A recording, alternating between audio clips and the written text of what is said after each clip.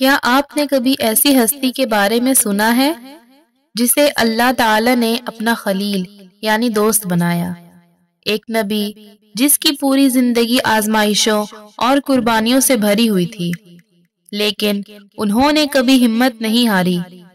آگ میں ڈالے گئے، بیٹے کی قربانی کا حکم ملا، بیوی اور شیرخوار بچے کو ویران بیابان میں چھوڑنے کا کہا گیا، مگر ہر آزمائش میں انہوں نے اللہ تعالیٰ پر بھروسہ رکھا۔ کہانی حضرت ابراہیم علیہ السلام کی۔ ایمان، صبر اور توحید کی عظیم مثال۔ آج ہم ان کی زندگی کے وہ ناقابل یقین داستان سنیں گے جو رہتی دنیا تک ہمارے لیے مشعل راہ ہے۔ تو اس ویڈیو کو آخر تک ضرور دیکھیں۔ حضرت ابراہیم علیہ السلام بہت ہی بڑے نبی گزرے ہیں۔ دنیا میں جب بت پرستی کا زور ہو گیا، لوگ بتوں کو بناتے اور خود ان کی پوجا کرتے۔ حضرت ابراہیم علیہ السلام کے والد بھی بت بناتے اور بتوں کو خدا سمجھتے تھے۔ حضرت ابراہیم علیہ السلام ان لوگوں سے کہتے کہ تم لوگ کیوں ان بتوں کو پوجتے ہو؟ یہ تمہیں نہ کوئی نفع دے سکتے ہیں نہ نقصان۔ مگر وہ جواب دیتے کہ جو ہمارے باپ دادا کرتے ہیں وہی ہم کر رہے ہیں۔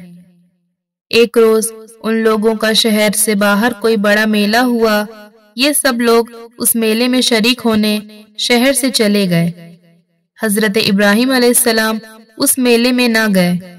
ان کے پیچھے حضرت ابراہیم علیہ السلام ملک کے بڑے بت خانے میں گئے اور وہاں کے سب بتوں کو توڑ ڈالا سوائے ایک سب سے بڑے بت کے، اور کلہاڑی جس سے سب بتوں کو توڑا تھا وہ اس بڑے بت کے کندھے پر رکھ دی، جس سے یہ معلوم ہوتا تھا کہ یہ سب اسی نے توڑے ہیں۔ لوگ جب واپس آئے اور انہوں نے بتوں کی یہ درگت دیکھی کہ کسی کا سر نہیں ہے تو کسی کا پیر نہیں، تو بہت غصہ ہوئے کہ یہ حرکت کس نے کی ہے۔ سب نے شبہ حضرت ابراہیم علیہ السلام پر کیا کہ وہی بتوں کو برا کہتے تھے اور میلے میں بھی نہیں گئے تھے۔ آخر ان کو بلا کر پوچھا کہ یہ بت کس نے توڑے ہیں۔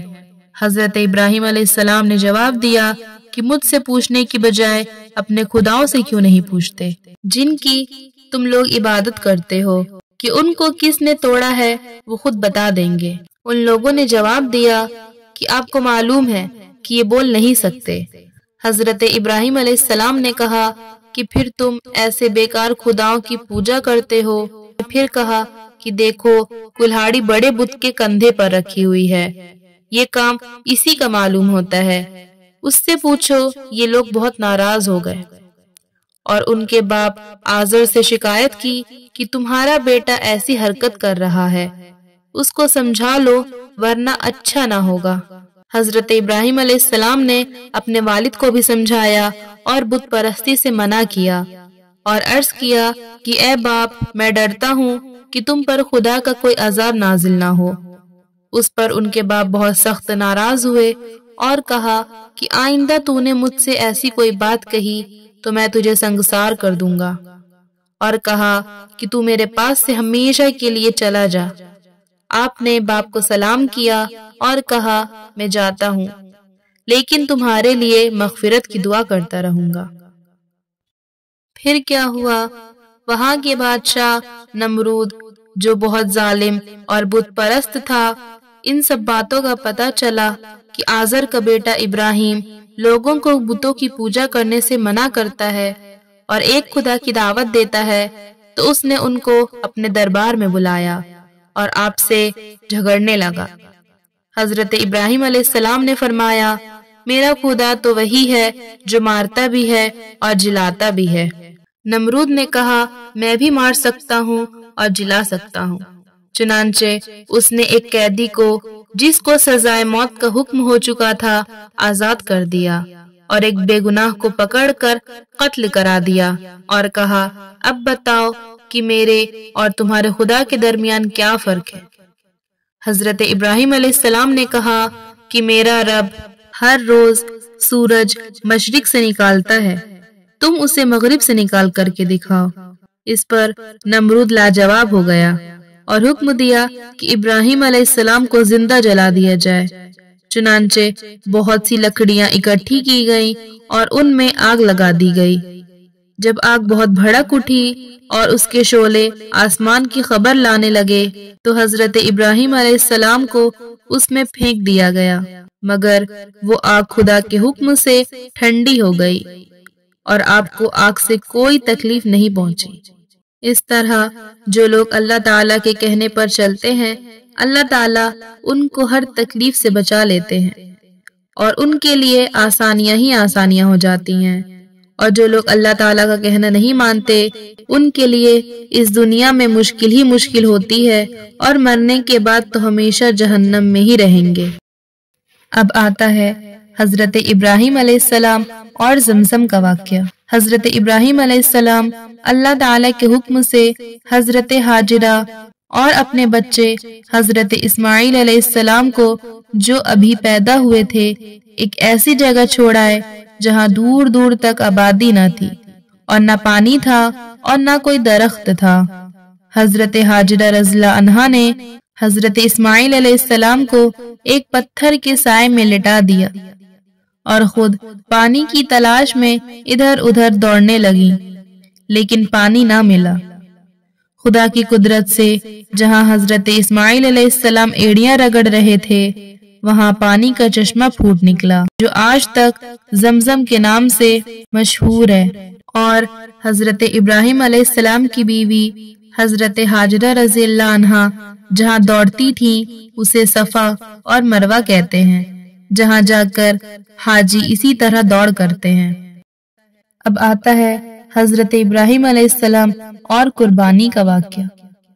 حضرت اسماعیل علیہ السلام کچھ بڑے ہوئے تو حضرت ابراہیم علیہ السلام کو اللہ تعالیٰ کی طرف سے یہ حکم ہوا کہ اپنے بیٹے حضرت اسماعیل کو میری راہ میں قربان کر دو۔ چنانچہ آپ نے حضرت اسماعیل علیہ السلام کو یہ بات بتائی۔ حضرت اسماعیل علیہ السلام نے کہا، ابا جان، اللہ تعالیٰ آپ کو جو حکم دے رہے ہیں آپ اس کو ضرور پورا کیجئے، آپ انشاءاللہ مجھے ثابت قدم پائیں گے۔ چنانچہ حضرت ابراہیم علیہ السلام نے اپنے بیٹے حضرت اسماعیل علیہ السلام کو ذبح کرنے کے لیے جنگل میں لے گئے اور ان کو الٹا لٹا دیا اور اپنی آنکھوں پر پٹی باندھ لی کہ کہیں بیٹے کی محبت اللہ تعالیٰ کے حکم کو پورا کرنے سے نہ روکے، اور گلے پر چھری چلا دی۔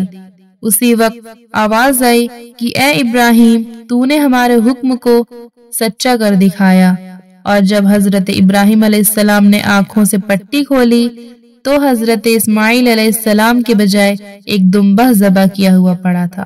اسی واقعے کی یاد میں مسلمان ہر سال قربانیاں کرتے ہیں۔ آخر میں اب آتا ہے خانہ کعبہ کا واقعہ۔